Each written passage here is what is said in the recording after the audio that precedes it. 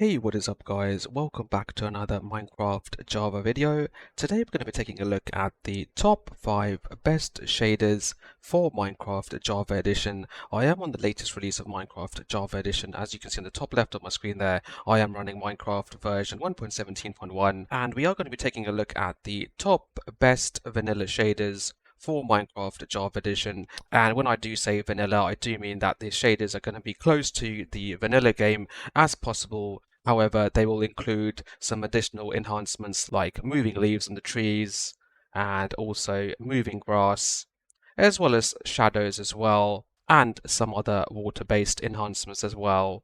There might also be some enhancements done to the skies and the clouds, and we will see that in the other shaders as well. So let's take a look at the top 5 best vanilla shaders for Minecraft Java Edition. Okay, so in the number 5 spot, we do have Sildurs Enhanced Default Shaders. Now, if you guys have ever heard of Sildurs, chances are that you might have seen the Sildurs Vibrant Shaders, which are quite intensive and would have a performance impact on your systems. However, the Enhanced Default are closer to the vanilla type game. So as you guys can see, the water is quite similar to the vanilla water. However, we can see some waves in the water there, so it does look like that classic water that you would see in the vanilla game. However, it is more animated. We also do get shadows as well, which is a good thing. So basically it is like the vanilla game, but we do get extra shadows.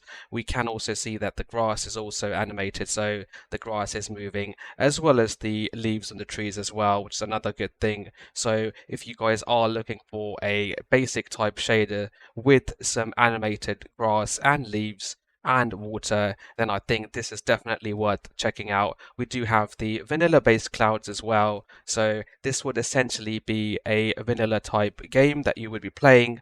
However, you would see some additional and good looking enhancements in the game. I do like this shader pack. I have in fact also included this in my mod pack, so if you guys want to check out the Gamer Potion mod pack from the CurseForge website, you will find this shader pack included with that mod pack. So I would highly recommend that you guys give this one a go. It's not that hard hitting on your performance either. You can see on the top left there, I am getting close to 200 FPS using these shaders.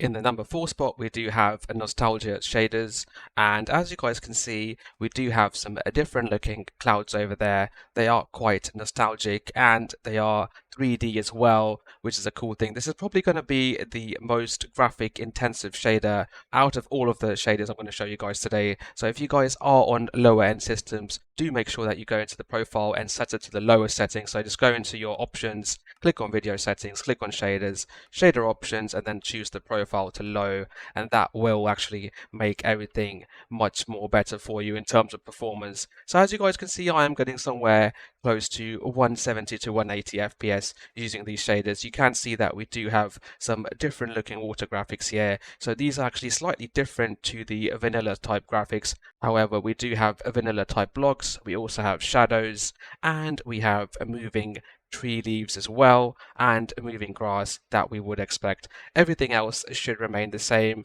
and if we go back into our video options, click on shader options, if I change that back to profile high, we can see that we also have those vanilla type clouds as well. You can actually go ahead and change these to medium as well. You can then enjoy those type of vanilla based 3D clouds as well as all the other stuff that I have mentioned today. So if you guys are looking for something different but you do want that vanilla feeling, then I would highly recommend that you guys do try out the nostalgia shaders and give this one a go. Just bear in mind that if you guys are on a lower end system, then these might not perform as well as the other shaders I'm going to show you guys today.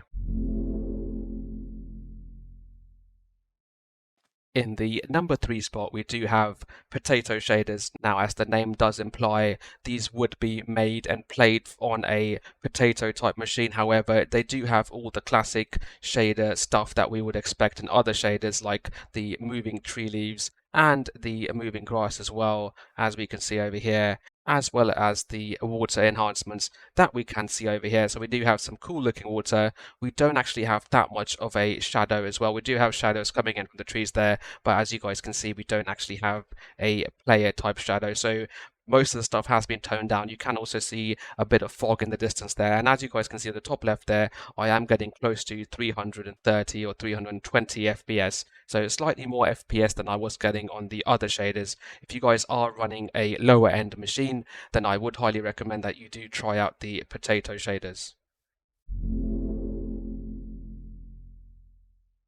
In the number 2 spot, we do have a T shaders. Now, in my opinion, I do think the closest to running a vanilla game and having shaders at the same time is going to be with the T shaders. Now, you guys can see with the T shaders, we don't have that much shadows. However, we do have the moving leaves on the trees there, and we have the moving grass as well. In terms of the water, we do have some waves going on in the water there, as you guys can see. However, it is again close to that vanilla water that you would expect. And as you guys can see, the clouds are also quite basic as well. So in terms of performance, I think this is one of the best performing shaders that I've tried out of all of them. And if you guys are on a lower end machine, then definitely do give this one a go. You guys can see I am hitting close to 500 plus FPS there on the top left of my screen. So if you guys are on lower end machines, then definitely do try out the T shaders. And in the number 1 spot, we do have the Vanilla Plus shaders. And I do like these shaders because we do have all of the classic shader stuff that we would expect, such as the moving leaves on the trees and obviously moving grass. But at the same time, we do also have some nice looking shadows, as you guys can see.